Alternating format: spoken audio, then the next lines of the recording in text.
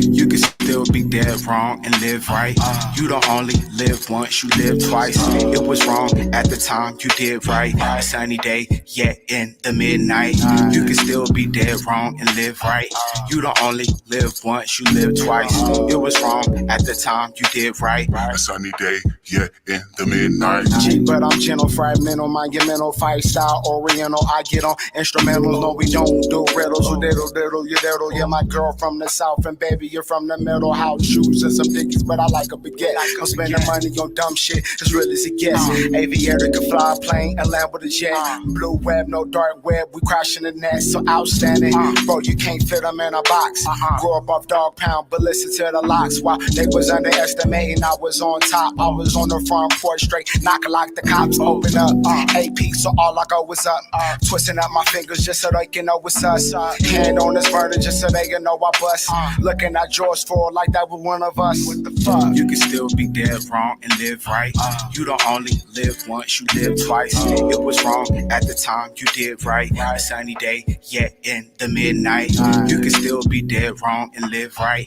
You don't only live once, you live twice. It was wrong at the time, you did right. A sunny day, yet in the midnight. And I can't quit. If I ever did, I ain't shit. Something like a Black Panther, how about my fist? AP started with me beating Nell and Chris. And I ain't gotta name the rest, they know who they is. The opposite, are the ones who just pop shit. Strictly for my niggas, yeah, that's Tupac clips. Being smart in school wasn't cool, that's nonsense. I was hesitant with baby to give her the 9-inch. Don't get it twisted, yeah, I'm still brolic. Just watch you eating whatchamacallit. And I ain't seasoned before I cook, cause raw shit. 2 cars, 3 wheels, I got them on all 6 in Atlanta. But I ride like I'm in Cali. They don't know nothing about fighting in the alley. Took off the house shoes, put dickies on the belly. Nigga, you already know without me. You can still be dead wrong and live right. You don't only live once, you live twice. It was wrong at the time, you did right. A sunny day, yet in the midnight. You can still be dead wrong and live right. You don't only live once, you live twice. It was wrong at the time, you did right. A sunny day, yet in the midnight. What's up, everybody? TaijhTV. I got Kyle Wait with me. Wait. Things are going to change. We were going to talk to my boy, Pastor Marcus, but he has other obligations, and we will get with him on another date. So right now, we're going to go with New World Order. Everything New World Order. How am I sounding out there? Am I good? Am I good, everyone? I think I am. I think I'm good. I'm good. I'm probably going to get shadow banned like a motherfucker, dude, on YouTube for doing this. I even titled it New World Order. Like, usually when you do that shit, they fucking shadow ban you real fast. So I don't expect too many lives out there. All right. Okay. So let's start with the critical race theory. I'm going to go on Wikipedia. I believe that this is a tool for the New World Order. I believe this is a tool.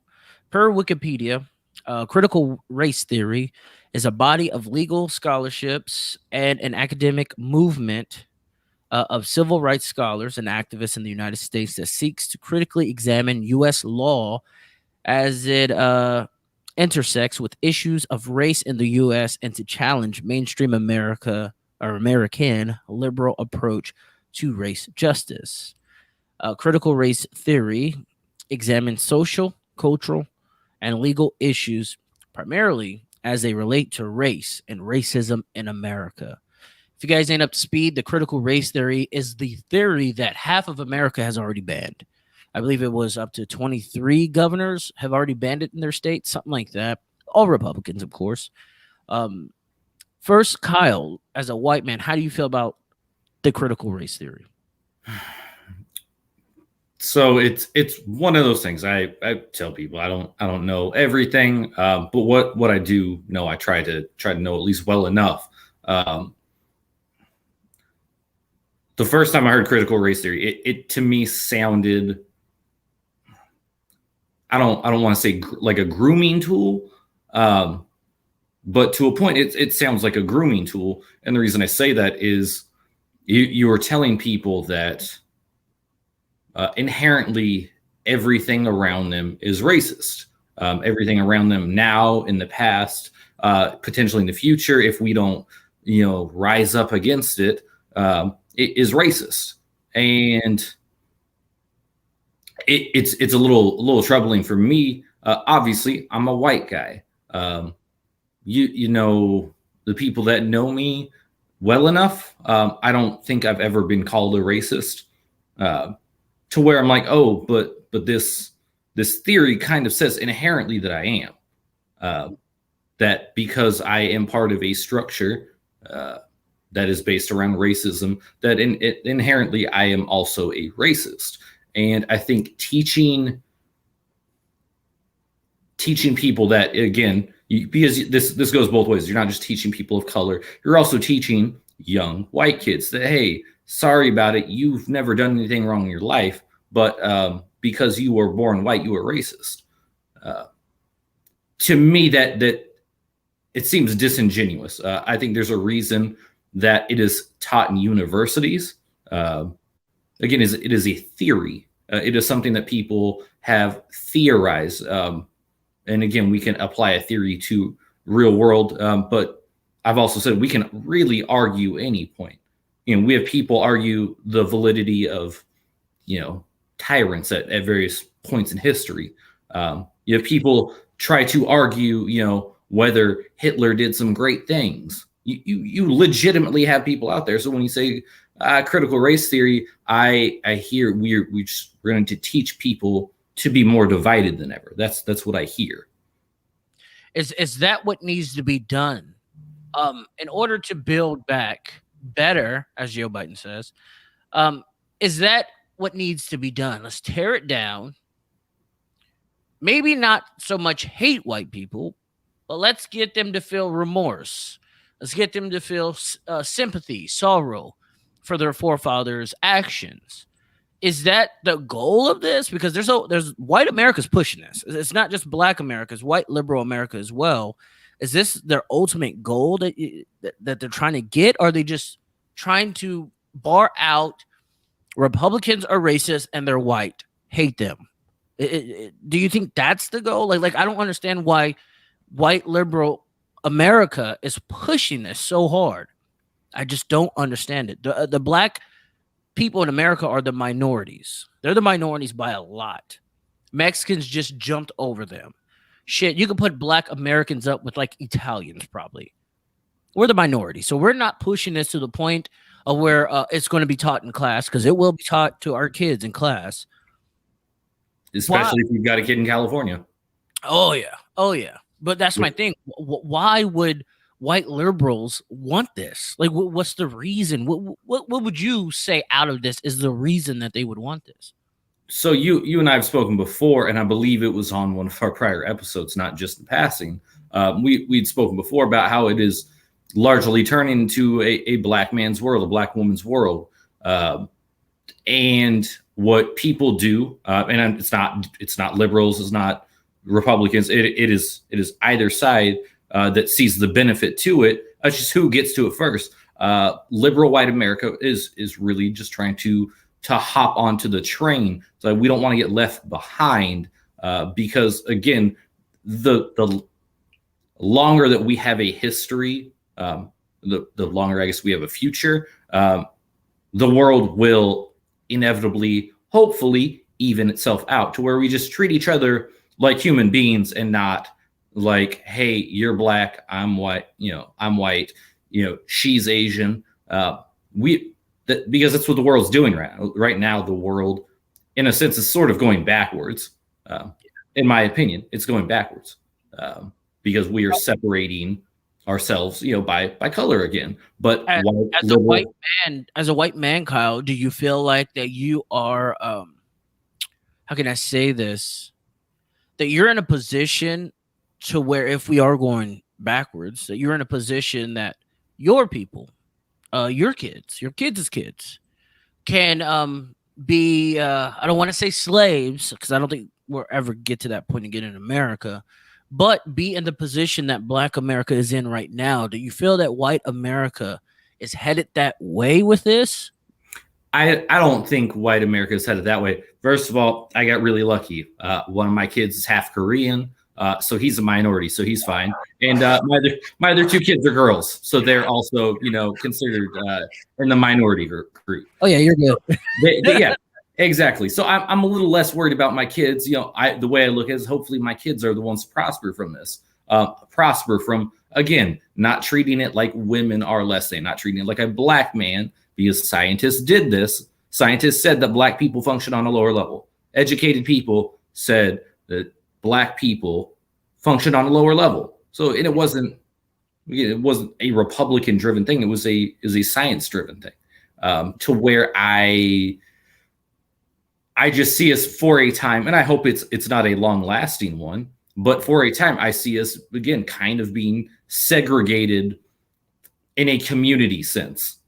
We don't talk a whole lot about the fact that that there's not a very high sense of community among people, because we're making that choice. We're making a choice to be separated. It's not a legal thing anymore where we have segregation based on race. It is a personal choice that a lot of people are choosing to do now. People are choosing to not associate with each other based on color. And to me, that's a step back, because it's no longer well, the law said so. It's we're choosing this. I think that's a step back in humanity, to the point where I don't think there's ever going to be slavery, but I do think, as kind of evidence right now, again, white people are kind of at the liberty of how people of color right now feel. If you get called a racist, you are effectively a racist. That's what it is. Yeah, you have been canceled. you have been canceled, and that's where we sit right now, which is kind of a sad thing in my eyes. You are canceled essentially, which goes back to that question you originally asked. That is why liberal whites are doing that. They don't want to be labeled as such. They want to keep at least some part of their money flowing, because if we're honest, everything's tied back to money. And that's what people are concerned about. Hey, I don't want to be left behind. If I hop on this bandwagon, now you have people. I genuinely believe crazy old Bernie Sanders is a genuinely nice guy. Yeah, I do. He has proven through his 70 plus years on this earth that he is just a nice fucking dude. I would also say that is in the minority for politicians. Yeah. I think Bernie Sanders and Donald Trump are on the same level of what once was as a person. Donald Trump, you're a rich white guy who doesn't see color, he sees money. And then you have Bernie Sanders, you're a rich white guy who doesn't see color because he loves so much. They are your old school people, and they're not going to change. I mean, Joe Biden's old school as well. But this overall aspect of critical race theory, Agenda 2030, which we're going to hit on in a little bit, all this shit comes back to the New World Order, cryptocurrencies, everything. I've been watching Fox Business. I've been watching CNBC Business.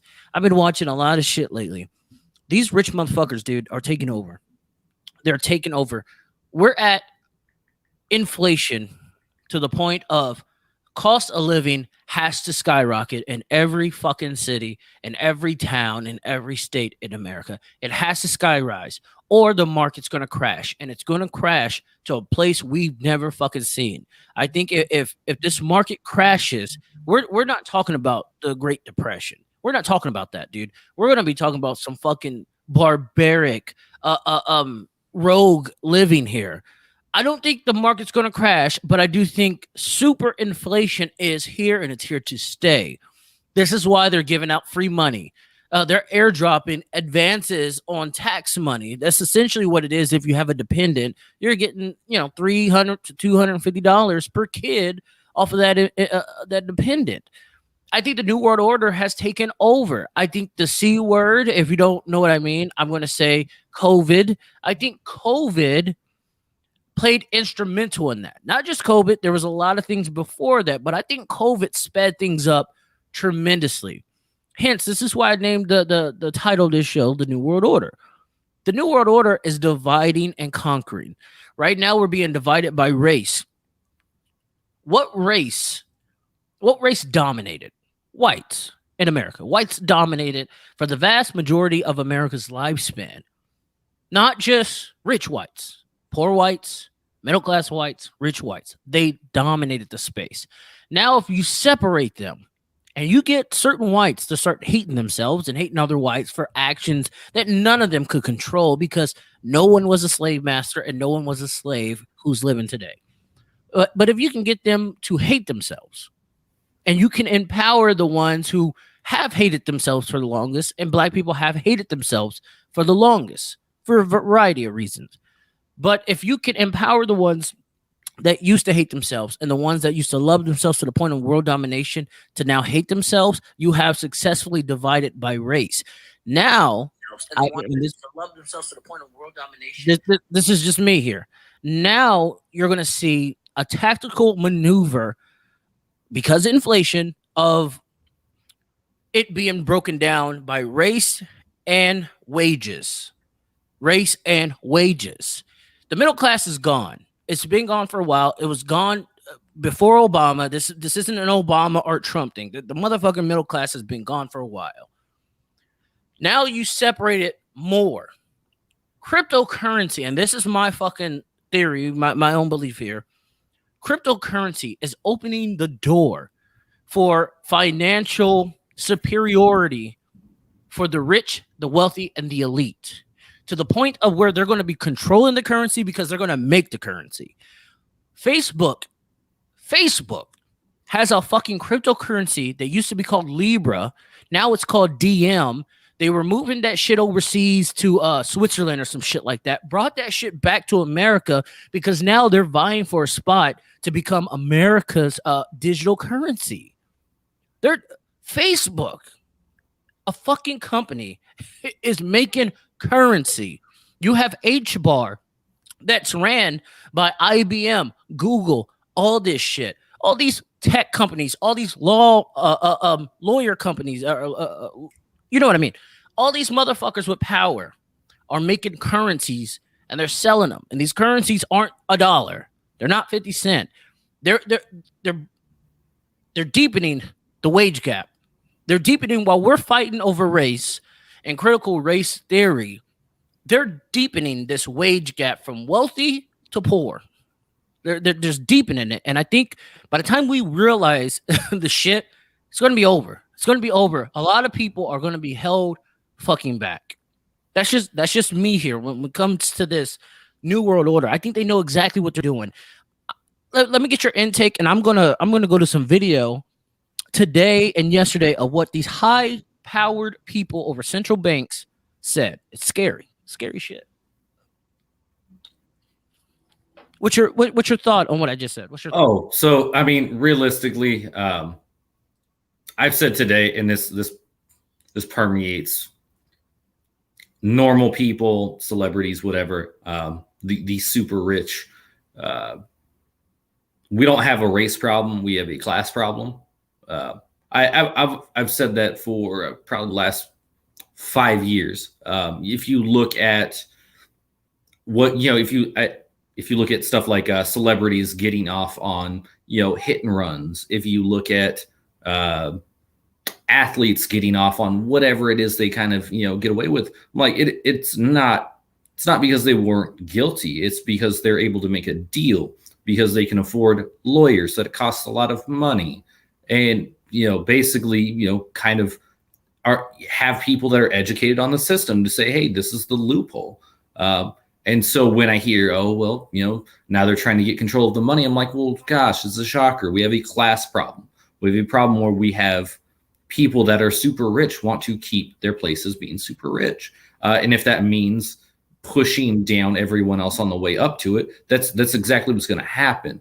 That's to a point what everybody's worried about. And I feel like the second that gained a whole lot of traction, that's when we started seeing more issues that they weren't dead issues. They weren't dead issues because there have been problems with race in America in the last 30 years. There has. It'd be foolish to not acknowledge it. But the second that you start hitting on some of the other issues, race is suddenly a problem in 2021, where I feel like we're heading in the right direction. with each other as people, so long as we choose. So long as we choose. Now, if you choose to be a piece of shit and dislike somebody because of their color, I can't fucking help you. You're a trash fucking person. I can't do anything about this. But I feel that way about the class thing. If you choose to shove people down just so you can keep your place in the world, I see a problem with that. Yeah. That's, to me, that's where we're at. That's in our level on the economic totem pole. That's where we're at. We're exactly where they want us to be. We're so busy bickering and arguing over the small shit, the shit that should have been over the hump 100 years ago. We're so busy with this shit that they're making moves on the finances that they're going to allow us to have. Not that we're going to earn, because we're going to earn what they give us. We're going to earn what they give us. And it sucks to see that we're so stuck in this Neanderthal way of thinking. We're going back to tribalism in our thinking. Well, they're going into a new world order, a new fourth industrial revolution that they don't obviously they don't want us a part of. Now, some of us will join that ride, and that's the ones that did jump in there. But the shit that I'm seeing and these power moves, which I'm Googling it right now. I'm going to get the video on here. The power moves I'm seeing, central banks are talking about, you're going to get what we give you and you're going to like it. The IMF a couple months ago on their fucking website, the IMF stated that you will own nothing and like it. That's scary. That's scary. I mean, it's like I said, it seems to be one of those things that's why we have, because critical race theory isn't new. I believe that was something that was introduced either in I want to say it was in the 70s, is when it was introduced. But lo and behold, we start adapting or adopting things that are older because it's on point as a distraction.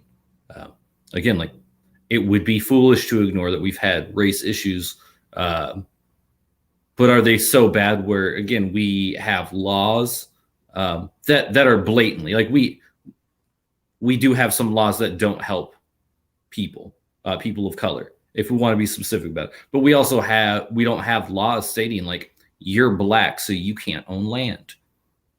Like, we don't have those laws anymore. So what are we going to do about it? Well, I mean, let's hit these other laws that some black people, some people of color were party to making. Let's bring these things up. Let's make this like a problem now, where you talk like tribalism. I think it's really funny in like a sad manner that we are at a place where tribalism is becoming a thing again.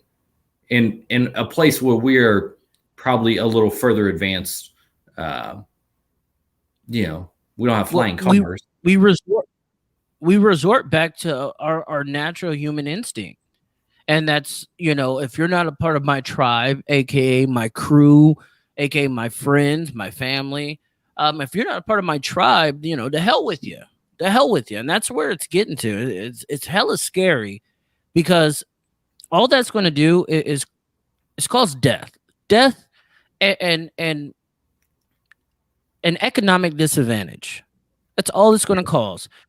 You're already seeing in a lot of these urban areas, Detroit, New Orleans, Baltimore, Philadelphia, New York, even Phoenix. You're seeing a lot of these urban areas, they're being shunned to the side. They're the most tribal areas. When you talk about your gangs and shit like that, those are tribes. They're just different tribes. Yeah. But they're the ones who are not reaping the benefits of the booming economy that we had. Some would say we still have it. I don't believe that. But they didn't reap those benefits. They're the least educated on world finance. They don't want to be educated. They don't give a fuck about it. And they'll tell you that because they're so tribalized in their way of thinking. I think the government seen this in the 80s, 90s, early 2000s, and they're doing it all over again. I think this is why they're pumping this shit to us. And not just the governments. I'm talking about your elites. Your people who run this fucking world. These people, they're not dumb, dude. They're not dumb. I think Trump tried to stop this. I really do. I think he tried to stop this. When he talks about an even playing field, I think he knew exactly what was happening. Got to remember, he was once a member on the Council of Foreign Relations. They're the ones who run the world. They're the ones who run the fucking world. Your Oprahs, your Bill Gates, they run the fucking world. You know what I'm saying? Yeah. So I think Trump tried to stop this, or at least give us a chance, because I think he sees writing on the wall. I think he sees it, bro. Yeah, well, I mean, you want to make people. We've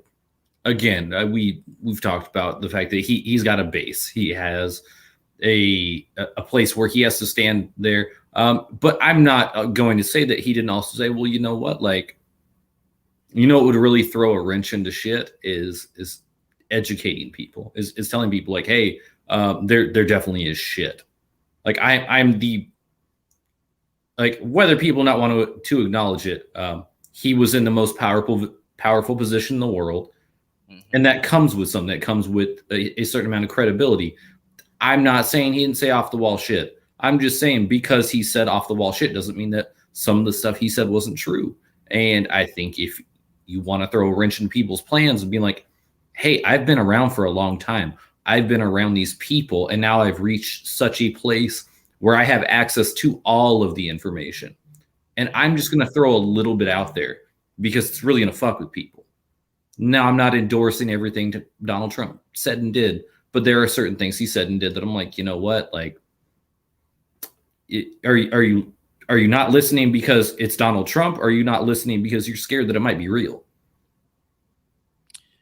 I think people weren't listening because it was the racist Donald Trump as they painted him. But I think if you listen to what he says, he puts a lot of emphasis on China. I don't think it was a racial emphasis. I think it was a technology emphasis. Everything points to China. Everything. This whole new world that we're going to live in, that we probably are living in right now, we just don't see it or notice it. It all points to China. Right. And I think he knew this, dude. I really fucking do. I think he knew this, and I think he knew what's going to come upon the people who wasn't ready for it. I really do. I'm looking for this right now. I'm going through it. Hey, no, you're good, man. It's this has gone on for a long time, because as long as I paid attention to economics, which is entirely too long, be it, for somebody who's not that well educated on economics. But as long as I was 9 or 10, which sounds ridiculous, but I'm being honest, since I was 9 or 10, I've heard we owe so much money to China.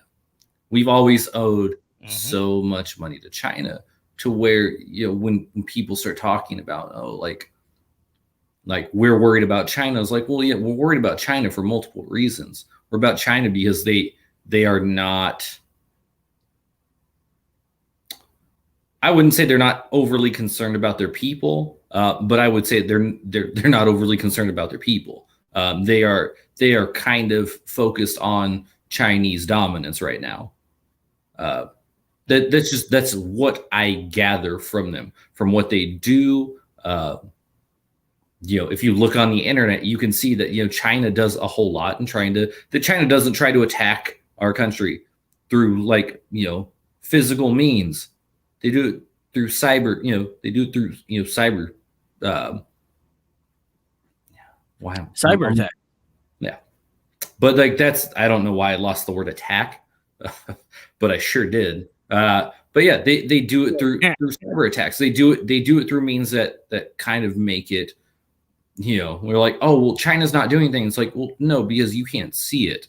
And the government's not about to release anything that says, oh yeah, China's definitely doing X, Y. Like they've said, oh, like China's behind, a few things, but they're not going to be like, oh, China does this daily to such a ridiculous degree that it actually affects us, because that would send the country into a panic if they're like, I'm gonna play an audio of Buffett and Munger, Warren Buffett, Charlie Munger.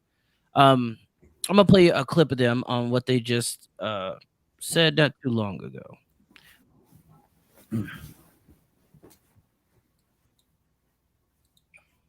All this, we don't want to suck people into gambling for way more than they can afford. And of course, it was the lure of the really easy money that the idiot was paying you, being the prime broker for a jerk. But he was a convicted insider trader that came out of the craziest part of the hedge fund industry. And they were getting unusual profits by extending unusual credit. I mean, it was just, the world was shouting at them, crook, fool, and they didn't listen. They thought this is where the easy money is, crooks and fools. There's one rule we don't like either. We've learned a long time. Now, audience, their net worth is over, I believe, 200 and something billion dollars. So pay attention to these rich people when they talk. Is that you can't make a good deal with a bad person. Just forget it. Yeah, if you think you can drop a contract that is going to work against a bad person, they're going to win. For one thing, they probably enjoy litigation, but Berkshire Hathaway as an entity, or me personally, I think we don't want to spend our life, doing that sort of thing. And besides, the bad guys win. They know more games. They may lose eventually, but it's no way to spend your life. But the banking system, take shadow banking, which we have in this country. People say, well, it's the unbanked. Well, the whole leverage buyout lending operation practically left the banks and went to shadow banks in our own country. And it hasn't caused any big trouble yet, but I'll be amazed if it doesn't. Well, Jamie Dimon has said that. Like, look out for some of the fintech areas that they're. Yes, I agree with Jamie Dimon on that. I don't think allowing all the swimmers in the world to act as though they're banks is a good idea. Which maybe we should talk about Robinhood. Now, what they're talking about is a lot of these fraud-ass banks that we go through, a lot of these bullshit debit card companies, and a lot of this shit that's not going to sustain life when crypto hits. This is what they're talking about. It's a long clip. But then I'm going to play you. I'm going to play you a guy, Dan Pena. You know who Dan Pena is, bro? No. Dan Pena, he's a billionaire as well. He's going to talk about a black swan event that's going to hit. He's friends with Trump. He's friends with actually every president that since he's been alive, he's met. This guy's rich and powerful. He does a lot of events, talking points, TED Talks. He has a foul mouth, but he's going to say some shit about a black swan event. We'll dig deep into that after that. Going to war with Putin? A black swan event coming. I don't know if we're going to war with Putin. I don't know if another corona is going to come out that is not curable. I don't know whether the Federal Reserve is going to finally implode. I don't know what it is, but it's coming. Because every massive bull market needs to find an excuse to correct. And even though we had a recession that only lasted 70 days or 80 days or whatever it was. We had a recession we didn't even know about. As soon as he said this, and he did this like 2 days ago, as soon as he said this, I was like, what the fuck is he talking about? We had obviously to them, we had a recession that just, in their minds, ended. It's crazy. Last year, the market is way, way, way, way over valued. Excuse me. And the big smart money, if you follow it, which you don't, 95% of them have all taken money off the table. In other words, taken a lot of profits. Was caught up in a belief. So what he believes the black swan event's going to be is going to kill our economy. It's going to kill the world economy, not just America's economy. And then when you hear Charlie Munger and Warren Buffett talk, they're talking about the unbanked and these bullshit shadow banks that people will lose money with, retirements, bonds. They're going to lose a lot of money. These guys are warning us. They're warning us. But how many are paying attention? How many people are fucking leveraging their money or their wealth? How many people are making smart investments? You know what I mean? Like, there's some shit happening, and I'm trying to find this IMF fucking video. It's taking me a little bit, but I'm gonna find it. But these motherfuckers are warning us, dude. They're fucking warning us in so many ways. I don't know. I don't know how we don't see it. I don't know how we don't understand that this fucking new world order is upon us. Rocio Aguilar, that's crazy. Lesbian. I know her.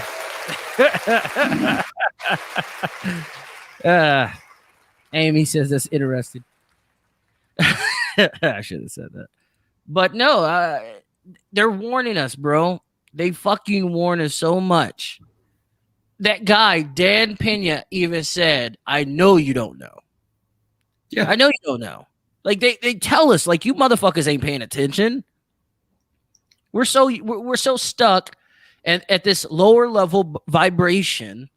We're so stuck at this that we're not even seeing the big money moving. We're not even paying attention to it.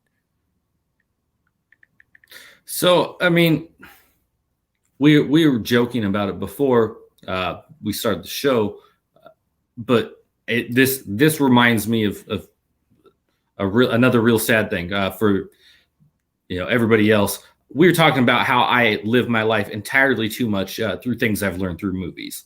One of the biggest things. It's honestly probably the biggest thing that I live my life through when I think about very obvious problems. But it's for Men in Black. Men in Black. Tommy Lee Jones sits down with Will Smith, and they say, why do we tell people? And essentially, I'm paraphrasing. I'm not going to get it all right. But they talk about how you can sit down and tell Tommy Lee Jones telling Will Smith about all this stuff, and he's acting rationally, and he's acting okay, like, I've seen this. This makes more sense. I get it. He's like, but people are stupid. They're scared. Essentially, again, I don't think he used the word animals, but that's essentially what people are. If the mainstream media was publishing shit like this all the time and really pushing it out there, if it really was, people would be in a panic. It's the same reason that scientists who had no fucking clue what to do with COVID, no clue, they couldn't come out and say, we have no fucking clue. They could. You cannot, as the most educated person, which they were. Maybe I shouldn't have thrown up quotation marks, but the most educated person wasn't that educated in regards to that thing. But they cannot say that because they are supposed to have the answers. And if the person that's supposed to have the answers doesn't have them for you, then people get scared and they start doing stupid shit, like buying up all the fucking toilet paper, even though COVID wasn't a I'm gonna shit myself disease. But but that's my thing. We're so at the lower level. While we were buying up all the toilet paper and the hand wipes and shit, these rich motherfuckers was buying up all the stocks and shit for cheap. They're the ones who pumped the market to any fucking point of the market, the crypto, the general stocks, anything they pumped during this mini recession that we had during the COVID-19. They pumped it because they bought it for cheap. I'm going to play right now audio of the Fed, the chair of the Fed, Jerome Powell, and it's like a collage of him and a whole bunch of other people, a whole bunch of other rich people. Listen to what they said. And we're going to be learning more about that. Don't forget about those stocks, and you have a wonderful day. We're going to a different economy, and we're going to be learning more about that as we go. But clearly, we're learning that things can be done from remote locations. We're learning that technology can replace people even more than we thought. We're not going back to the same economy. We're recovering, but to a different economy, and it'll be one that is more leverage to technology, and I worry that is going to make it even more difficult than it was for many workers.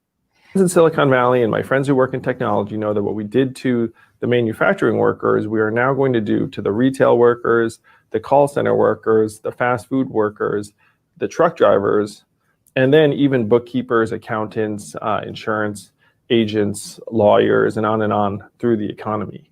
So what happened to the manufacturing workers is a very clear sign. This effort And China has big plans for this. They intend to seed their digital yuan into the global environment by giving it away to visitors at next winter's Olympics. When they arrive at the airport, they're going to get yuan digital wallets. They're going to receive digital yuan. They're going to use it throughout their visits to Beijing, and then they're going to take it back to their home countries. They see this as a huge advantage. Why? Because who controls the underlying protocols, who controls the underlying standards of the future of money will control the future of money. And why do this transaction? That's what I think. That's what I think. I think that's why you see big tech creating their own money. They understand this. They understand this. Maybe this is why Elon Musk pushes Dogecoin and all these stupid ass coins so much. Because he knows if we pump it as the people, it has value, which they can't take that away. He knows that. But if we're not going to do shit, we're just allowing them to control our society. I think he knows that. This is what has been on my mind for the last half a year. Is the shit that I've seen since COVID. This rapidly transforming world that we're living in. Like it's transforming, and no one wants to recognize it because we're so fucking worried about race. We're so worried about stupid, dumb shit. About fucking masks. Mask was a big one, and that was the biggest distraction. The biggest. These rich motherfuckers know what they're doing. Our Fed, the chairman of our Fed, fucking stated jobs will not be coming back. We're headed to a new financial system. Fucking said that. Like how does that not scare people? Especially if you're a manufacturing worker, a retail worker, which they clearly pointed out. That should fucking terrify you. And then they make China up there with their digital yuan, and they're going to be passing it out generously at the Winter Olympics to get people on board to their leading effort to this fourth industrial revolution. That shit terrifies me. That shit terrifies me to the utmost degree. I've been telling my family for almost a year now, get you some digital assets, but get you some that have functionality. I don't give a fuck if it's 10. Get something. Because I have a feeling that we'll be getting, if you own some of these digital assets, it won't be a Bitcoin payout. It won't be a 30,000 a coin, blase, blase. No, if you own some of these coins, I believe you're going to get a passive income because they're going to control how you get paid. Not everybody can be rich, but no. you can sit at home and do nothing because you made the smart investment, and you can let your money make money for you. That's what I think we're headed to. That's what that's control right there, dude. That's fucking control, dude. Amy says, I'm glad you're talking about this and playing the audio. Oh, I got more audio. We're going to play more audio because I think this is the conversation that needs to be had. This new world is upon us. It's upon us, bro. It's terrifying if you're not ready. Hopefully, I'm ready. Hopefully, man. Hopefully. I'm trying to find that fucking IMF. That fat dude, I forget his name. If I could fucking remember his name, I'd have had the audio. But he fucking talks about the other day. He talks about how the central banks will control the money and how you spend it. Not just that they're going to make the money and help facilitate transactions and this and that. He talks about how they're going to control it and control how you spend it. That fucking terrified me. That terrified me, bro. And I'm going to find it. I'm going to find it. I mean, but that's the thing, though, is it should scare people. Not for the sake of scaring people. It should scare people because they're talking about something.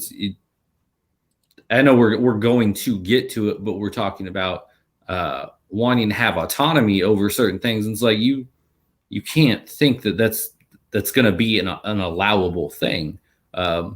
People like the illusion of autonomy. But that's not what they're going to be given.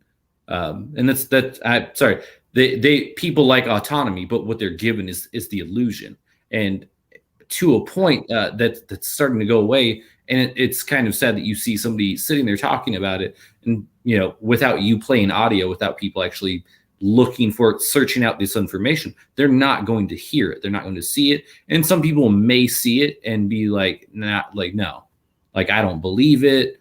This isn't real, until it's too late. Yeah. That's the thing, is it might be already too late. We might be sitting cattle. We might be literally on the conveyor belt, about to become someone's steak dinner.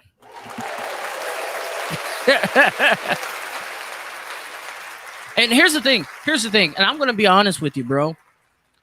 As long as me and mine are good, it sucks to say, but fuck it. As long as me and mine are good, I've been trying to leverage this inflation to the best of my abilities, bro. I've been buying silver. I've been fucking invested in what I feel like will be necessities to this new fucking world order. I'm trying to fucking make sure I'm good, me and mine. But everyone has to, like you said, they have to go out there and search for this shit, because they're not gonna show it to you like that. That's fucking for sure. And it's out there. That's the crazy thing. It's fucking out there. They're not taking it off the internet. It's out there, dude. I don't know, man. It's getting to be, like you said, it may be too late. It may be too late. But it's what I preach. All you can do is educate people, or at least do your best to educate people and promote them educating themselves, because unless people are watching this podcast, they're not going to know. And I don't just mean in regards to this. I mean, if you're not emotionally educating yourself, how people work, things of that nature, because that's the thing, is I believe that some of these people are letting things out to, in a sense, kind of to gain people's trust for when the time is, this person's not against me because they shared this at that time. Well, rich people are very quick to share things knowing that it's not really going to affect them. Well, here's the thing. I think they're sharing this shit or leaking this shit to say that they gave us the heads up. Like, literally, the shit can change in an hour, and they'll be like, we gave them the heads up. Right. Well, no, but it's... So... You brought up Elon Musk, and it's one of those things. I firmly believe in some of the stuff that Elon Musk does.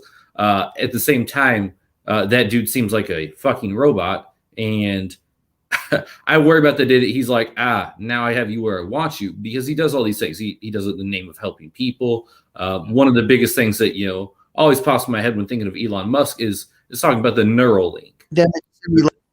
He talks about the Neuralink. He talks about how basically you'll have free information. You'll be able to educate become educated instantly. And I'm like, okay, but I've watched enough movies, I've read enough books to know that once you have control of somebody's brain, yes, hey, we can instantly educate you on anything. Your brain will, in fact, be able to pick up anything that you want to know, essentially like the Matrix would be. But it's like, but what happens when the person that's in control of that thing is like, hey, well, you trusted me so much that you signed away certain rights. So now I'm going to use you in the capacity that I see. I agree that, yes, we gave you a heads up.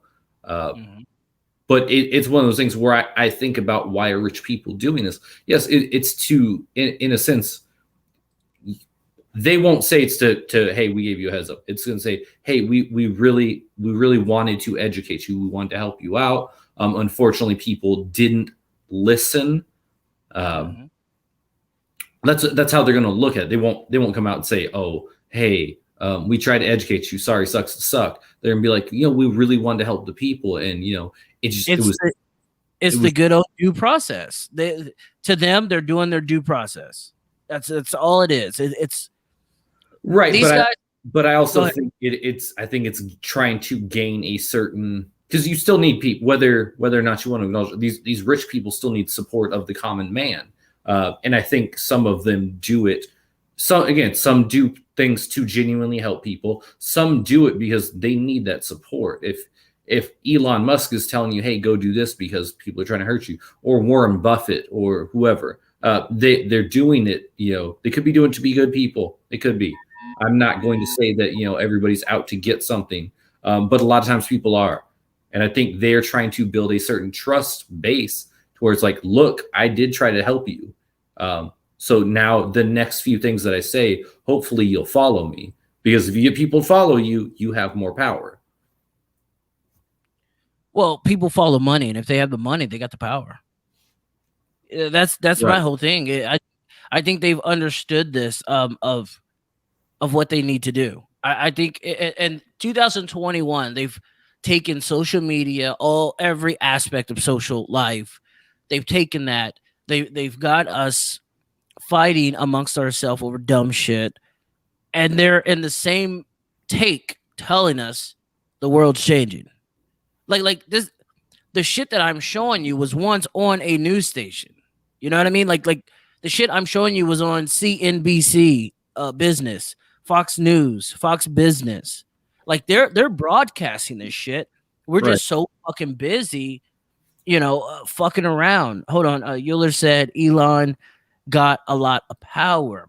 And then he says, everybody worried about vacations. They need to be making strategic moves. Amy says, people in general are hard to predict. The truth is also a fleeting item. Yeah, they don't want everyone to be fucking rich. Like that's not what they want. They need people to work for them. They need people to work, especially for the dollar that they create. Like imagine, and this is where I think it's going to be headed. We work at, DOC, right? Imagine getting paid Arizona bucks or AZ bucks. Instead of a dollar, we're getting paid AZ bucks. You know what I mean? Like they're already doing that shit in what is that? Some Latin American country. They're paying their employees in Bitcoin. They're paying them in Bitcoin. So just imagine one day they flip the fucking switch and we're getting paid Arizona bucks, and Arizona bucks you can only shop at Walmart. See, that's what I mean by they're controlling this whole financial system and the way we spend our money. Yeah. You know what I mean? Like this shit is crazy. It's going to be predicated on your fucking your economic status. Where are you at on the totem pole? How much have you put in? That's what you'll get, is how much you put in. This shit's crazy. Right now I'm going to play you a lady who works for the central bank. I'm going to play you what she's talking about with central bank digital currencies for cross-border payments. In many cases, these cross-border payments are very slow. They can take several days, be expensive, and unreliable. So as a result, the countries that form the G20 has made enhancing cross-border payments a priority. It has endorsed a roadmap of 19 building blocks divided into 5 focus areas to address these challenges. One of the 5 areas looks into very recent inventions and investigates how new technology could play a role in improving cross-border payments. And one of these recent developments are CBDC. It stands for Central Bank Digital Currency, and it is a concept that is being investigated in many central banks across the world. This was today she made this speech, by the way. Today. In this context, the first report of Building Block 19 in the G20 roadmap analyzes how CBDCs conceptually could enhance cross-border payments. And Kyle, do you know what the G20 is as a military man? No. Those are superpowers. Those are superpower countries, the G20. I think you have like the G7, G20, shit like that. Us, Russia, Israel, Iran, China, shit like that. She's talking about them already having CBDCs, central bank digital currencies. I mean, I don't know how Israel is a super anything because we give them so much. Maybe that's why we give them a bunch of money. Bro, I already told you how I feel about America. I think we're fucking Britain's bitch. I really do. We we give Israel so much money, but what does Israel mean to Britain? That's the real question. I mean, what does it mean to Britain? Because realistically, I don't know that Israel is a product, or I don't know that Israel is a product of Britain. I think we have always had this idea that because, and it's what people talk about now, is like people had the illusion that America was a Christian country, and with that, if you follow Christ, you follow like, where do the roots come from? Well, it comes from Israel. And so that's why people are like, oh, we've always looked out for Israel because of those religious roots. But again, we came to this country to have religious freedom, to where I think we are past. I don't think we're past helping people. But I've told you, I feel like we shouldn't be loaning out money to a bunch of countries when right now we're not in a secure financial place ourselves. We're in a place where we are constantly infighting, and we have a lot of homeless people. Like, I don't know, it's maybe less of an issue up in the northern tiered states where you just freeze out hobos during the winter. But down in Phoenix, there's homeless people everywhere. California, there's homeless people everywhere. Like San Diego used to be a beautiful place to visit, still is in some places. Yeah. But the homeless community is large as shit, to where I don't know that we need to be, until we can take care of our people. And I do think it is a country's responsibility. It's not, doesn't need to be socialism for you to look out for your people, for you to have things like, and this is a personal problem, but when you talk about the price of insulin being so high that your choices are to be broke or to die. Yeah. Those are your choices. And I know but you can get a free COVID vaccine. Can't get insulin, but you can get COVID vaccine. Yeah. Like that bothers me. But like, I don't think that we need to be giving away money, but like I said, here's the thing. What if the money means shit? You know what I'm saying?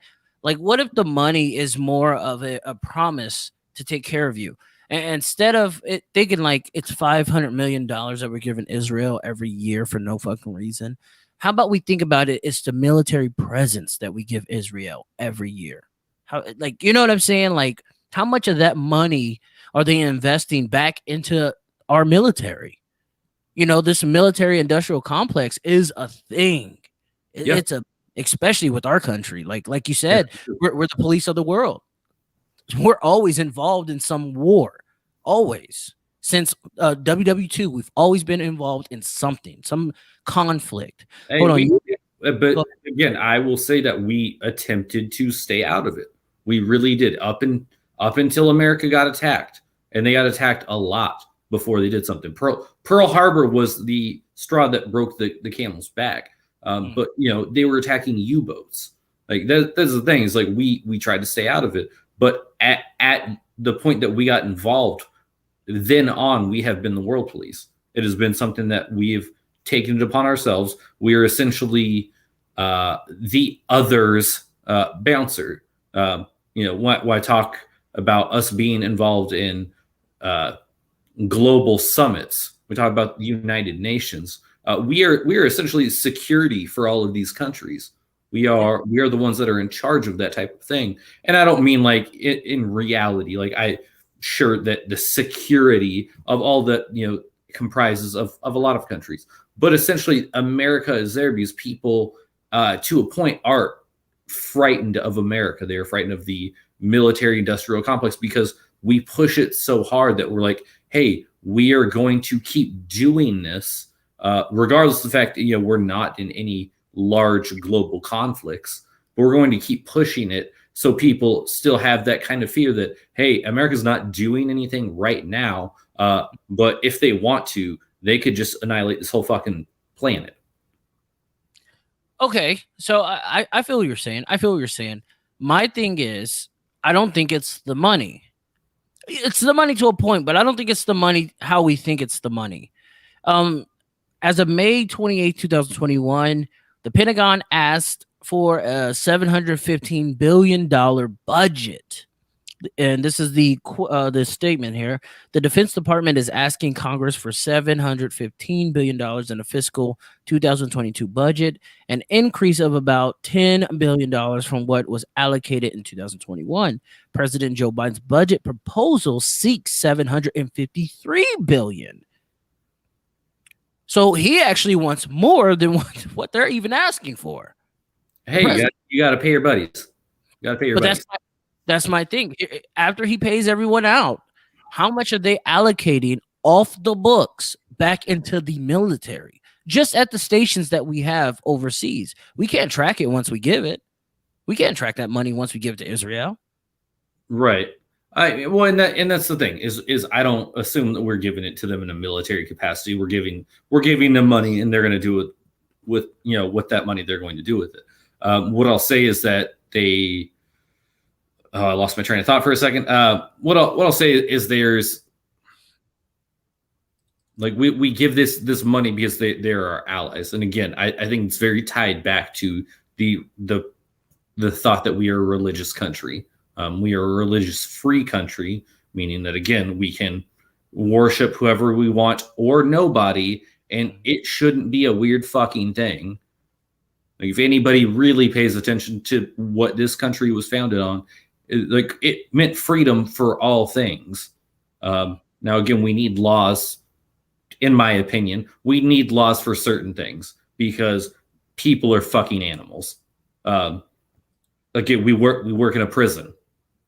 If anything's ever reaffirmed my belief that people are fucking animals, it's working in a prison. Now, that to say the other side to it, I've also been reinvigorated with humanity and to actually give a shit about people because I work in a prison. Because I've seen some dudes that actually show contrition. Some dudes that are like, you know what? I made a terrible mistake and I may be able to make good on that or, at least do better for myself. Whereas you have largely a lot of people who are pieces of shit and keep being pieces of shit. And that's not just America. That is globally where people are just going to kind of keep shitting on each other because people are fucking animals. Yeah, that's true. That's true. What I have on the screen is countries with the highest military spending worldwide. This is going to be ugly. It's very ugly. This is per billion. So the United States obviously ranks number one in our budget, $778 billion. Number two is China, $252 billion. Where's Russia? $61 billion. Russia only spends per year as of 2020 on their military budget. That's crazy. That's crazy. And how much of that do you want to bet is probably geared more towards technological and cyber warfare rather than physical combat? Because largely in most civilized countries and Russia's technically a civilized country. They're not doing in-person combat. They're not doing person-to-person combat. They don't need to spend money on boots on the ground. They need to spend money on brains. They need to spend money on wires. They need to spend money on microchips. I think the United States has their hand everywhere, so that's why we need that budget. Like it goes back to all the bases we have all around this fucking globe. Like we're the police, so we gotta upkeep democracy in other countries. Did you see how I did a little quotation? I don't believe, and that's the thing is, I don't believe in that. I believe that we have a duty to our country, to our people. Now, if we go to, if we are dealing with other countries that have problems, I understand it. Like we are volunteering our services to help other places. But we are in some place, we just left a place we were not, we weren't wanted by the power that's there. And the problem is the power was not the Afghanistan government. It's not. The second that we left, the Taliban and other terrorist organizations have systematically taken control of that country more and more and more, and it will continue. The power of that country did not want us there. To where the second we recognize that, we should have been gone. Like, I understand that we wanted to do good things for the Afghani government. but they didn't have a place to where we would do anything more than be a shadow government for them.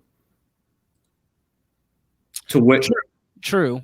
to where I believe that we shouldn't be in countries like that. We shouldn't be. We have a lot of bases in places, and I can't. I'm sure if you Google them, you can find them. I'm not about to go sharing where we have a bunch of bases at because I get in a whole lot of trouble. Yeah, but I'm sure if you Google mapped countries, you'd be able to find a lot of these American bases. And to the point where I'm like, why are we here? Why do we have such a huge military budget? Because we're the world police. I don't think it's necessary in 2021 for us to be the world police. However, I'm one man.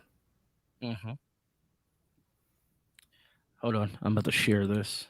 I'm gonna share it real quick.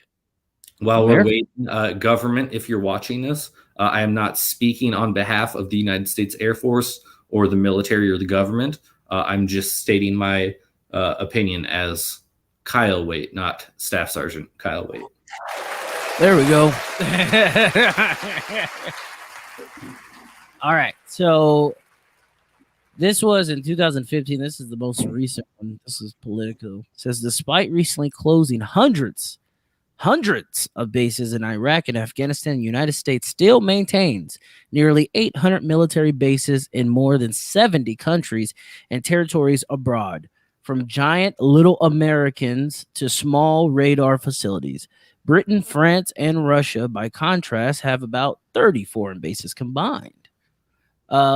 They say by their calculations, maintaining bases and troops overseas costs $85 to $100 billion in fiscal year 2014. See, this kind of goes with what I said about, that money, a lot of that being distributed back into the military if they have bases there. Like, it just makes perfectly good sense to me. Perfectly good sense. Well, we should never factor France into a military anything, because good old France. So this is what I'll say about France. The physical people, the people that serve that I've met from France, all super good dudes. I've met some real fucking badasses from France. What I'll say about the country of France and their government is they do those men and women a disservice. Also,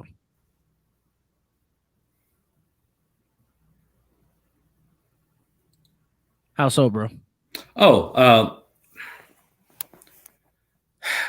So it means the reason that I automatically go to making fun of them.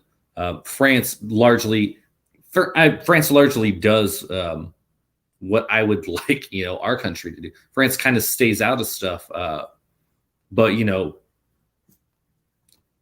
personal opinions aside on why we went where we went, or are where we are, specific to the Middle East. France kind of said, we're not going to do that. And, French soldiers probably caught a lot of shit for it.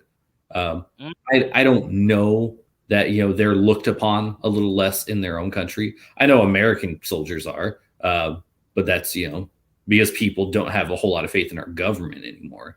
And, occasionally American soldiers end up on the news. But again, having met some of these people, they're really great people who are very capable of doing their job, and to be held out of a war that, again, people can justify any way they want, or they can unjustify any way they want.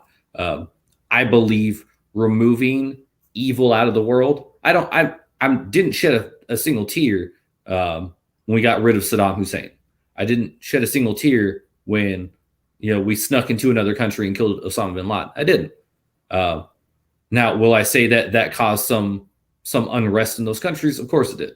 But at the same time, I was like, well, I do feel like France could have unduly gotten shit on by the rest of the world because they held their people out. They're like, no. And maybe France saw that it was also an unwinnable war, because it really was. If you look at it, we essentially removed dictators and terrible people just to replace them with whoever the fuck stepped up. Another horrible person. Essentially, that's what it is. Again, the Taliban, and I don't know this from a government standpoint, but the Taliban in the next 2 years probably will be the governing body, like Hamas is in Palestine, but will probably be the governing body in Afghanistan. Hey, did you see that leader of Hamas got smoked out? I forgot his name. He got smoked. He got smoked. They're gonna replace him with another guy. That's how these organizations work. Is they're like, oh, you smoked our number 1 through 5. We're just gonna replace them with 6 through 10. Like that. That's how a lot of these things work. I will say having hold on. Let me take that back. It wasn't Hamas. My bad. Okay. It wasn't their leader. But I mean, we've gone through that for the past 20 years.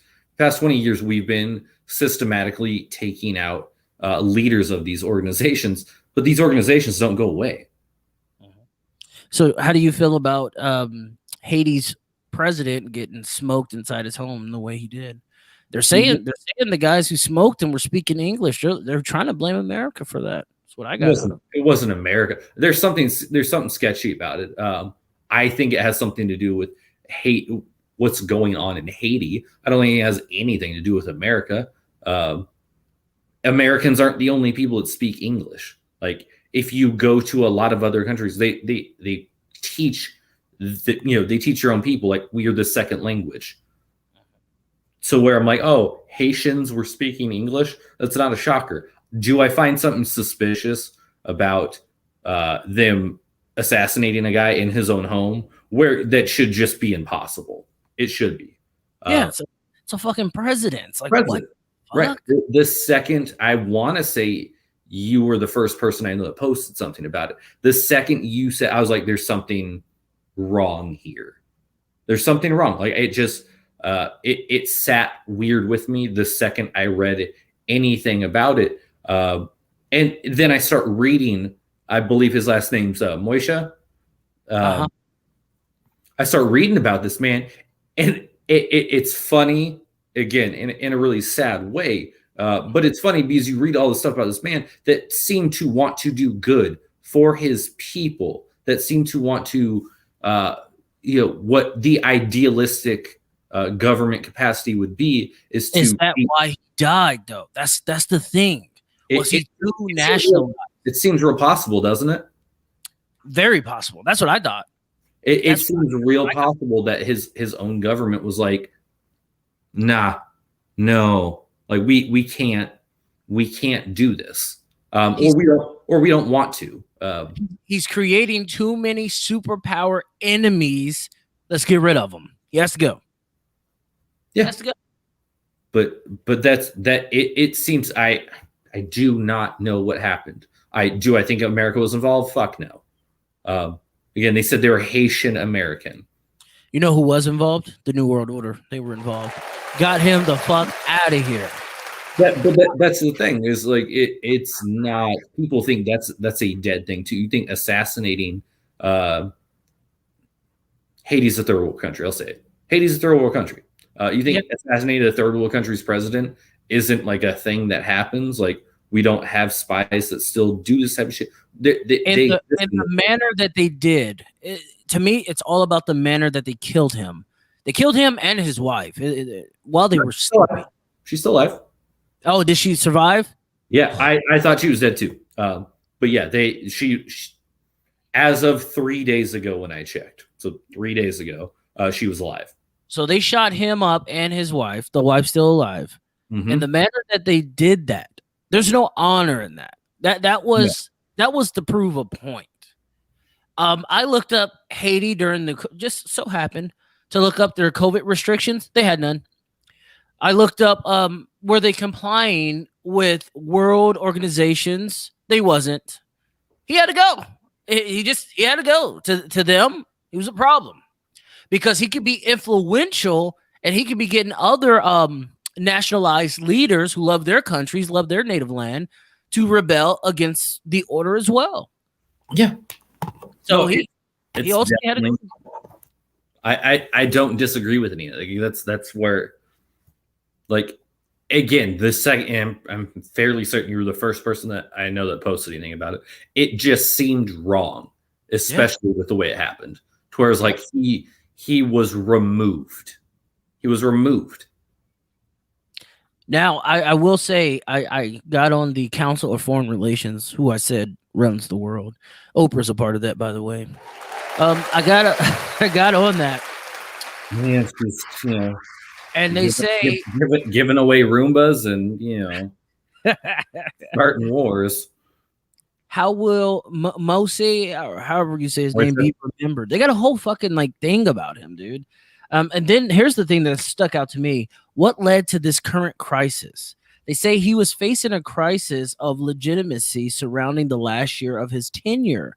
Civil society groups and the jurisdiction chief administrative body claimed that the expiration of his term should be calculated from the first election he won, thus ending his presidency in February.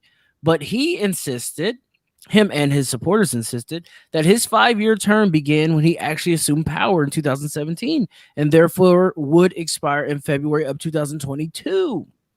Yep. So that looks like a whole bunch of drama with probably world leaders. They probably wanted him out, and they probably asked him for a whole year, step aside. It's just like Valenzuela. Step aside. You're old news now, bro. Go live your life. But I think the people had his back for the most part, and that's why he stayed in power. But shit, dude. Go ahead.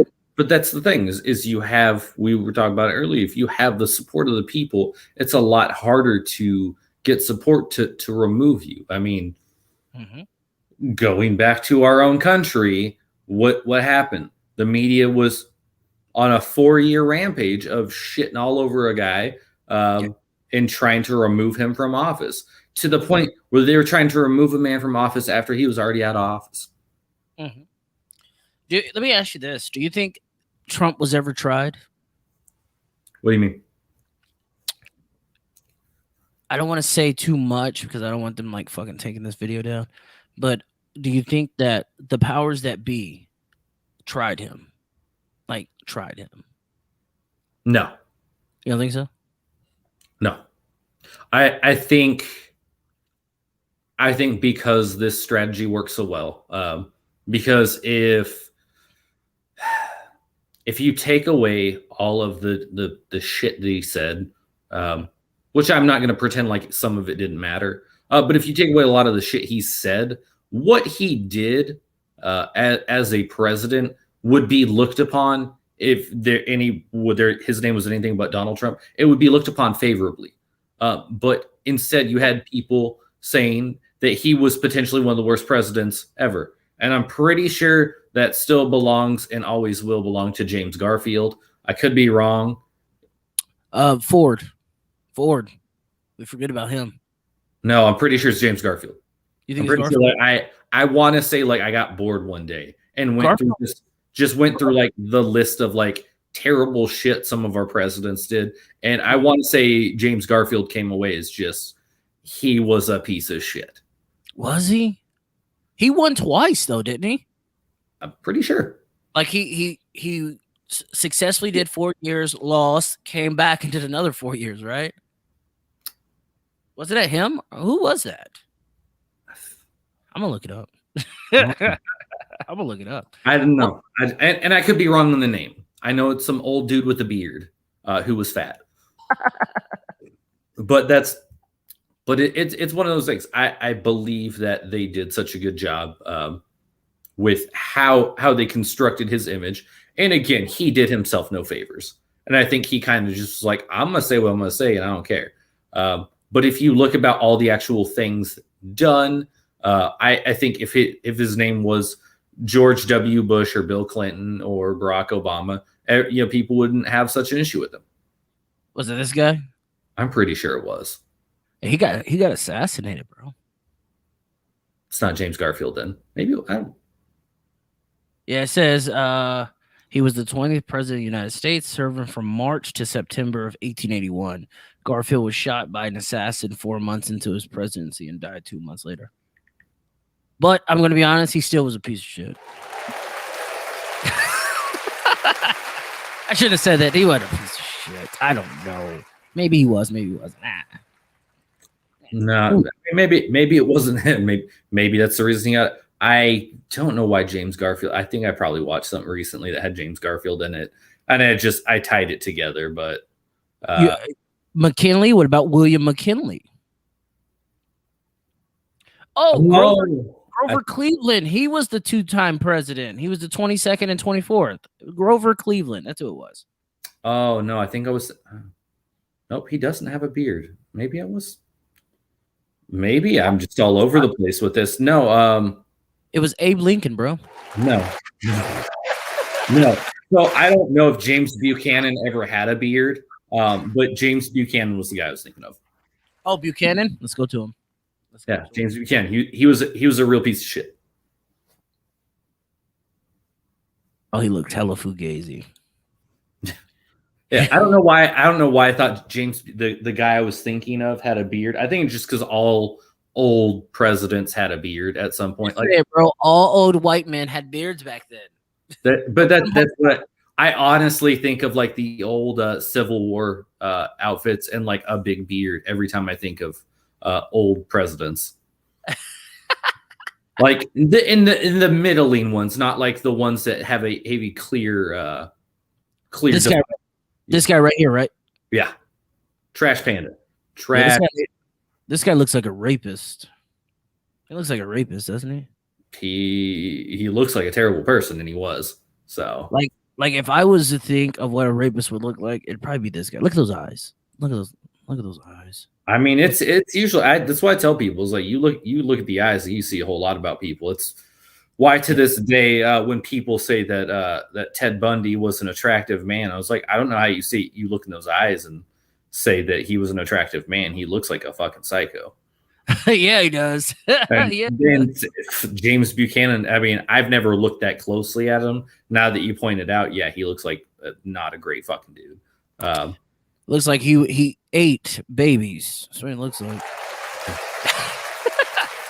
So I mean, that was my biggest thing. I apologize to James Garfield and his descendants. I did not mean to disparage the man. He clearly wasn't a piece of shit. Did he have descendants? He might not have made it to happen. I don't know. But James Buchanan in this it was based a lot around the fact that he didn't even challenge slavery while he was president. Didn't even challenge it. Like he's just like we can own people. They're not real. Oh, look at this. Anyway. Look at this, bro. He spent his last years defending his reputation and his personal life. Buchanan never married. And as of 2021, he is the only U.S. president to remain a lifelong bachelor. Biographers have variously suggested that he was celibate, homosexual, or asexual.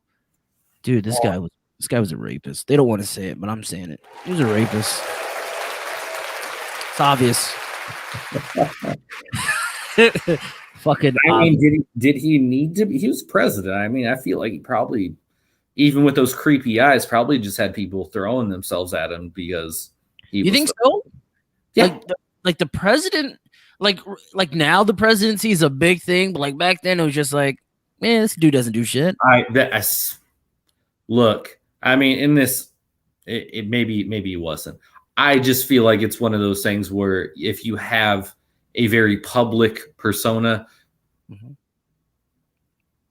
I don't want to say bitches, some hoes, some of those type of women are just going to throw themselves at you. And again, this goes back to things like Ted Bundy and other like famously terrible people that like were also looked at as like sex icons, and it's all really confusing. Like let's be real honest. Hitler looked goofy as shit. I guarantee if he was born a little later, Hitler probably was a sex icon. Which is real sad. You think so? You think Hitler was an ugly motherfucker, dude? He was an ugly motherfucker. So Ted Bundy was an ugly motherfucker. I don't give a fuck what anybody says. The dude did not have movie star good looks. Ted Bundy was ugly, but he was like average ugly. Like Hitler, that little stash, that little puss stash he had, you know, that little quad stash. Oh, I'm not in a place to disparage mustaches right now. This thing is not. You got a cowboy stash, bro. No, actually, you got a cop stash. Your stash is a cop stash. What is a cop stash? It's acceptable. Look, Rocio says, yeah, straight chomo. Yeah, see? He's a rapist. We allowed these rapists to be presidents. Only in America. Pinier, shit. John F. Kennedy got Marilyn Monroe. Bro, everybody got Marilyn Monroe. She was slinging that pussy everywhere. Yeah, I feel bad about talking shit about dead people, but like at the same time, I'm just like, yeah, like Marilyn Monroe was not known for just not throwing that around. Didn't she give Bobby some pussy too? They probably ran a train on her on some fucking ill shit. It seems like some like really gross, like rich white people shit. So yeah. Would you have banged Marilyn Monroe back then? Oh yeah. You would have? Yeah. I don't know. I don't think I would have banged her. I would have banged Billie Holiday or something like that. I would have banged like Billie Holiday. I mean, I would have like. Do I have to pick one or the other? That's true. But here's the thing: if both are throwing it at you, you're gonna turn it down. No, you're gonna be like, you today, you tomorrow. Well, it depends on who had the thickest, bush down there, because bushes was a thing. Like that was popping. Pena says, "Hell yeah." Hell yeah to what? You'd bang Marilyn? I think it was to banging both, probably. Hey, do you think John F. K was a handsome dude?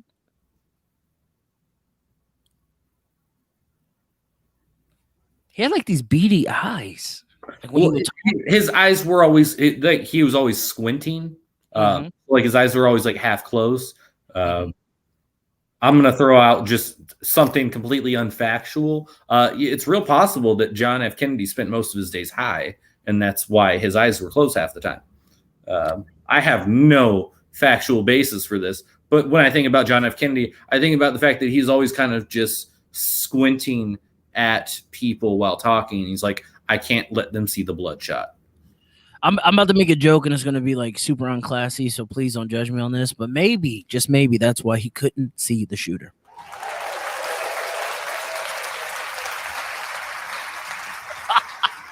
Which one, Todd? Which one? We all know there was more than one. The one with the magic bullet. The one with the magic bullet. Yeah, I like I said, he was a very clean cut guy. Like that's the thing. It's the Kennedys at that time were a bunch of very clean cut guys. And who's the fat one? Because it just kind of threw the scent off of. Was that Ted? I think it was Ted Kennedy. We was just like, oh, like you're just throwing the scent off of like the Kennedys being like a clean cut, attractive family. It was like Ted was. It was. Because I'm pretty sure isn't Ted Kennedy like is not just fat, like he's kind of grossly fat. Yeah, I think Ted fucking killed somebody, I think, or left somebody for dead. Let me look it up. Yeah, he was the fat one was a total disgrace to his Kennedy name. Yeah, it was real upsetting because you're just like, he's a Kennedy? Like, you sure? Yeah. Yeah, because this guy died. He died of hold on, I'm about to share it. He died of like cancer or something like that. You know what? Sometimes, when people won't take you out, sometimes diseases have to. So yeah. I mean, is that him right there? Is that who you're thinking of? Yeah, but I feel like he had facial hair like the last time I saw him. I think before he died, I think he did. I think before he died. Let me see if I can get to the tragedy of him. Like, oh, look at these guys. Look, Ted used to be a little handsome dude. Look at him over there. Look at him. He wasn't always a fat slob.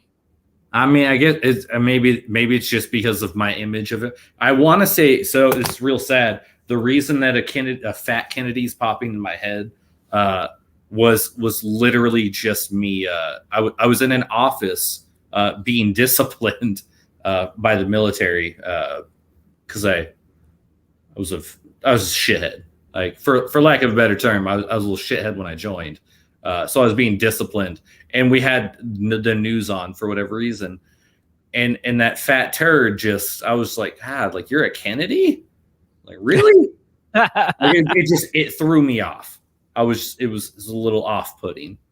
Oh, this was him. Look, driving in a 1967 Oldsmobile Del Monte 88. He attempted to cross the Dyke Bridge, which did not have a guardrail at the time. Kennedy lost control of the vehicle and crashed. He had a woman with him, so he was probably getting that's the Chappaquiddick thing. Yeah, he was probably getting some dome, and it just fucking busted and lost control. Kennedy escaped from the overturned vehicle, and by his description, dove below the surface 7 or 8 times. Wow, Rostillo's just, they're all ugly, man. I wouldn't go as far as to call them ugly. All ugly? They're all ugly. No, I don't think they're. Back in the 60s, like they were handsome guys. If you looked at like his picture before, like they were handsome. Like look at that. Look at, who's this? Edward Kennedy. Look at the Kennedys. They were handsome, dude. I think Ted is Edward. I think he is Edward. I think they just call him Ted. Yeah. I think I don't know. Like I feel like if you pick the right picture, you could argue a lot of guys are handsome. Like I said, these guys traditionally, like if for that time, they're again clean cut white dudes, from a well-off family. What does John F. Kennedy say? What was that famous speech? Don't have fear, but fear itself. What was that? What did he say? I'm pretty sure it was don't ask what was that him? I think that was him. Ask what the country can do for you. Ask what you can do for your country, or something like that. Don't ask what your country can do for you. Ask what you can do for your country. I don't know. You have nothing but fear itself. And everyone went crazy. JFK. I'm so wet. You sound like you sound. Did he sound like Bane? Because that's what you kind of remind me of right now, bro. Yeah, JFK. The way he talked, it was like weird. But that's like how they talked back then. Here, I'm gonna go to JFK. Let me go to some JFK. We have nothing but fear itself. I think that was JFK. No, that wasn't JFK who said fear itself. JFK was, don't ask what you can do for your country, but whatever he said. But no, the fear itself, I think was. Oh yeah, don't ask what you can do for your country. Ask what your country can do for you. I don't know why I flipped that, but yeah. You feel me? What the hell? We out here. What the fuck? Boy, my computer's tripping. JFK.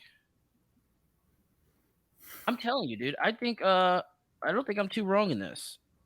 Let me go to JFK. I think he did sound like that, like a old school shoe shiner.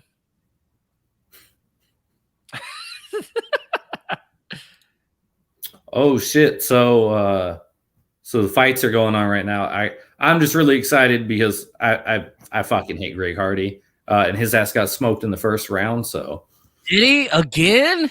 Yeah, that's 2 fights in a row. Fuck, dude. Too much cocaine. Allegedly. Hey man, like I said, once you start hitting women, I hope you get starched all the time. So. Well, when they gave him some competition, shit, his ass got belted. Now, obviously, he got belted again tonight. Hold on, here's JFK. Space is open to us now, and our eagerness to share its meaning is not governed by the efforts of others.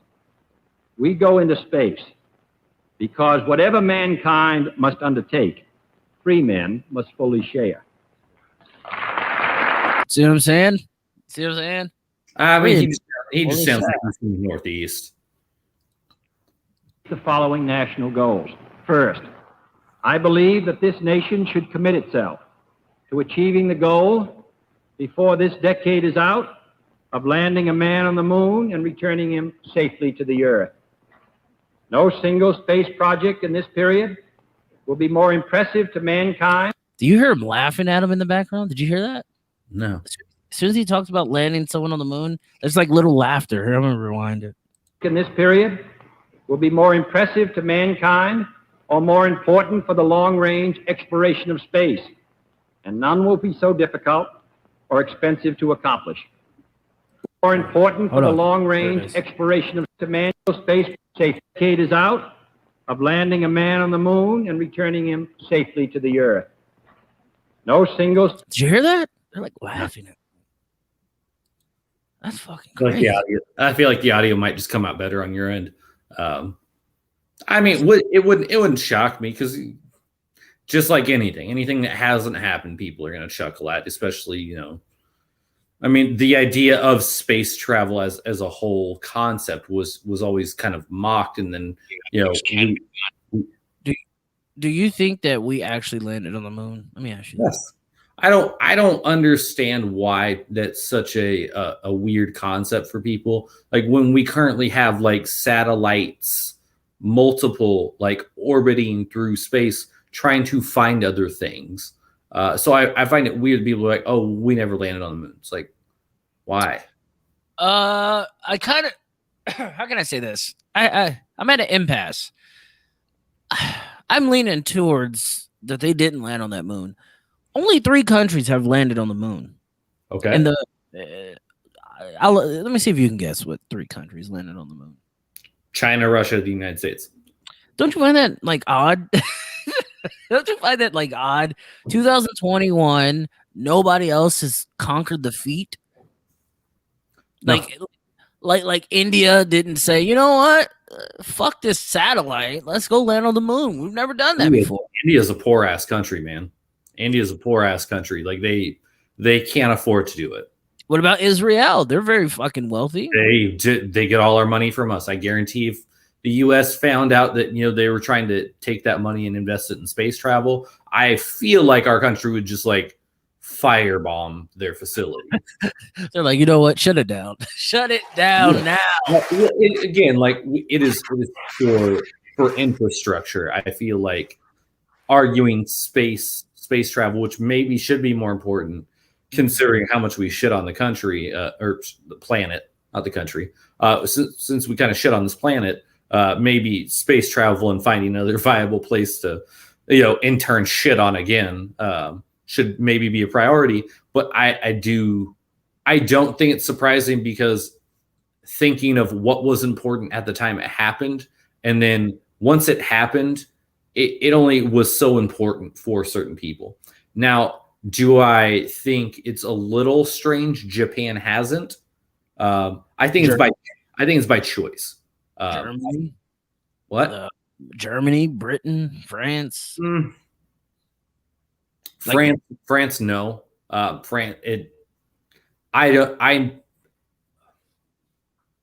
France is a struggling country that has status.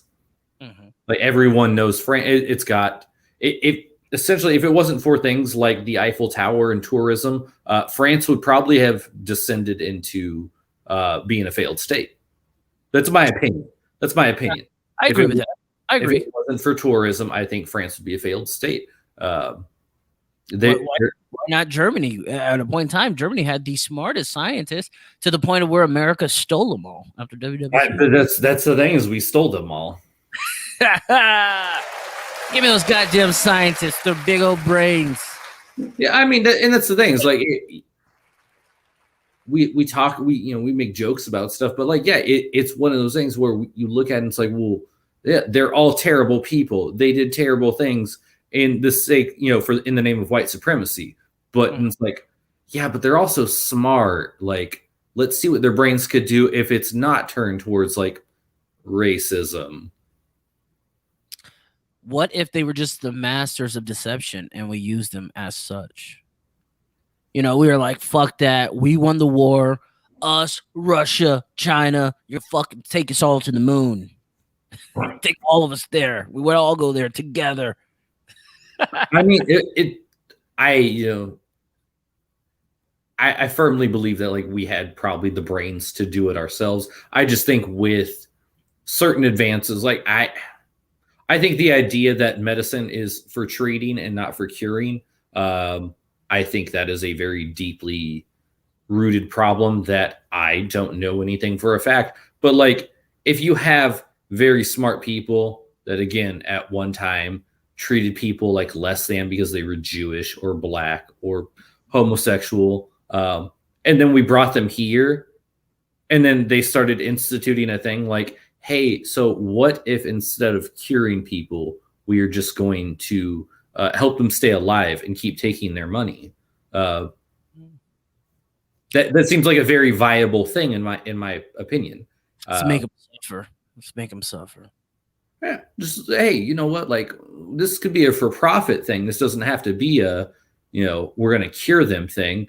I could definitely see us having done that. But again, I don't think space travel became as important as it ever was to the countries that decided to make it a priority.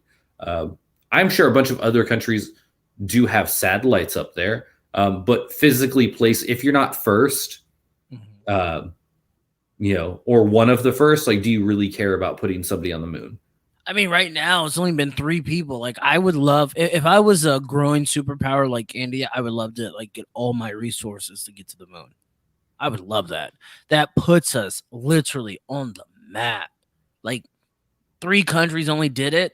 Like, fuck yeah, we're a superpower. We're going there. We're going there. I was about to say, it's like, does that give India the status they need to be more than what they're known as a an overpopulated country with a bunch of probably really smart people? It puts them up there immediately. If India, if Iran, if any of these fuckers got to the moon, dude, it puts them up there. It automatically puts them up there to a superpower that is to be respected and utilized. Respected and utilized.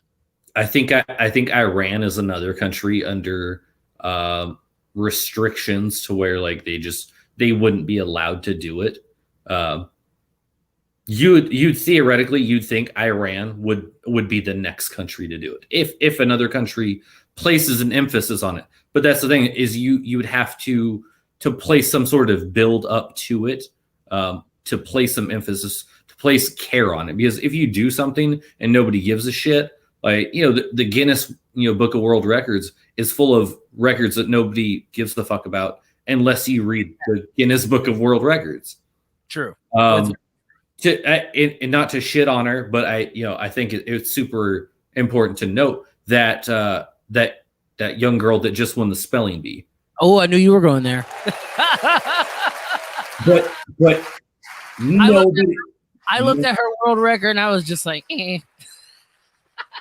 See, it wasn't even that, but it was one of those things like you would have never fucking known. Never would have known unless she won the spelling bee. And then because she won the spelling bee, it's like, oh, she's also talented in other ways. It's like, yeah. Well, I mean, I care because she won the fucking spelling bee, and she's also capable of doing other things. Like, that is. But it goes to that thing that elevated her. That thing was the spelling bee. She's like one of those, I'm gifted fucking countries, but what got me over the top was I fucking accomplished the moon expedition, the spelling bee. Like, if Canada fucking did it, it'd be like, so whoa.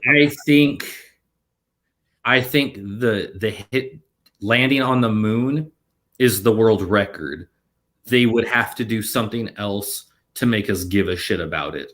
Essentially, they would need a spelling bee, not literally, if they're trying to take my ideas. So Iran's going to come out with a spelling bee and be like, oh, look, spelling bee, we're sending a guy to the moon.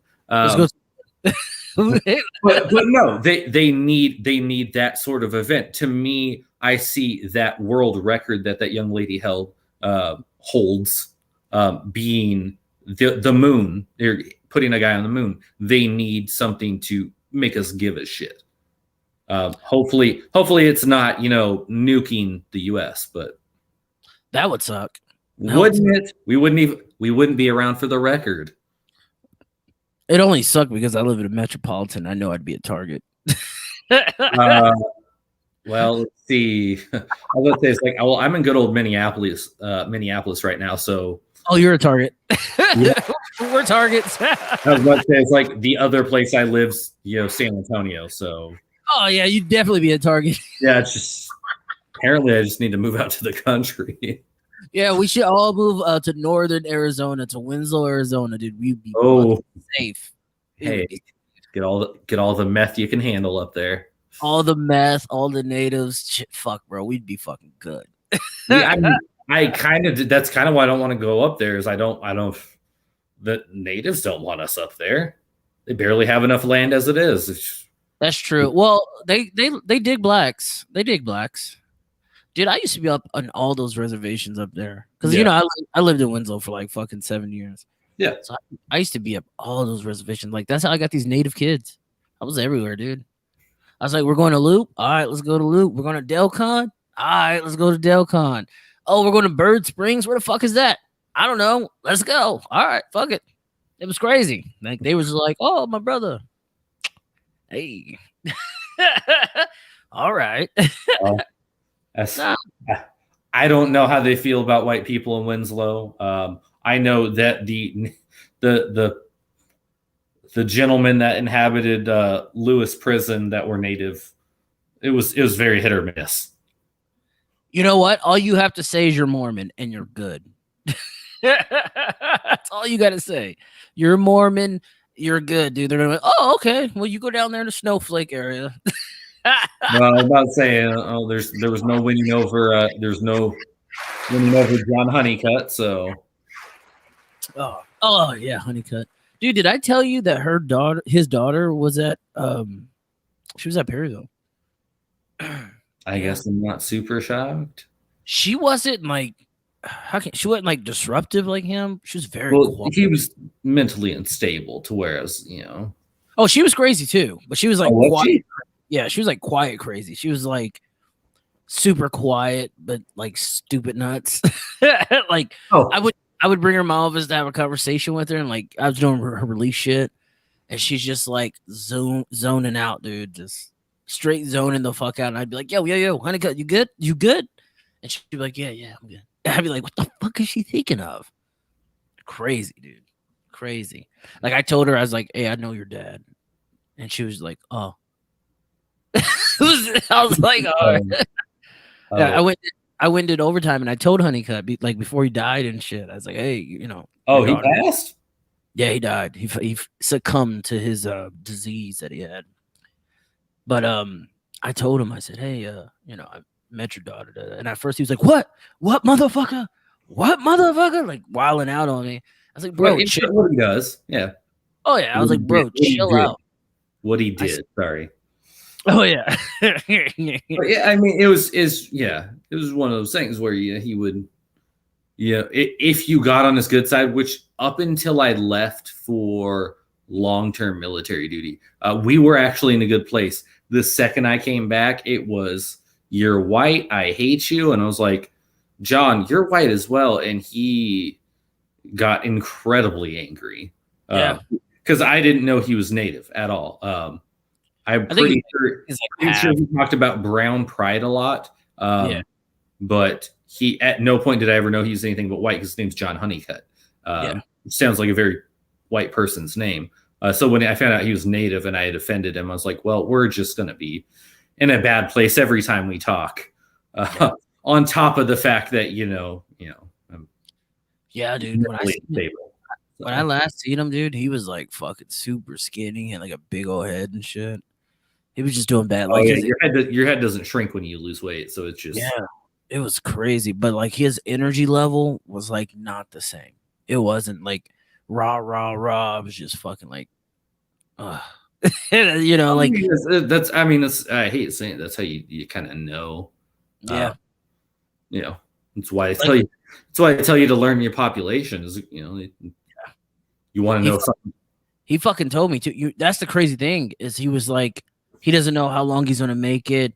His iron was low, and it's always been low, and it's just getting lower, and his fucking kidneys are fucked up, and his liver's fucked up. Like he would just go on and on. I'm like, dude, relax, just take your breakfast, bro. Here, I'll go through it. Just take it. It's fucking crazy. All right, well, we're hitting the 2-hour mark. We're gonna wrap it up. Let everyone know where they can reach you at, Kyle. All right, I run a podcast a lot. I cover sports all the time. Just it's something I love. But then I have people on. Taj has been on before. I have some other friends. And I'm always looking for new guests. It's the Waiting Room Podcast. I'm out on Facebook. I do live shows. I post it to YouTube as well. So if you want to go like and follow the group on Facebook, go subscribe to my channel on YouTube. I'd appreciate it. Again, I love coming on here. I love talking. Again, we have different life experiences, but we always find a way to, at the very least, meet in the middle if we're never on the same side. So, hell yeah, we're like Ebony and Ivory. Ebony and Ivory. All right, everyone. Thank you for watching. I hope you have been entertained, educated, and I hope you go do your own research. Everything we were talking about. I'll catch you guys later. Hit me up on the inbox if you have any if you just want to be on the fucking show, hit me up. Fuck it. All right, Kyle, I'll catch you later, bud. All right, brother. All right, now. See you, everybody.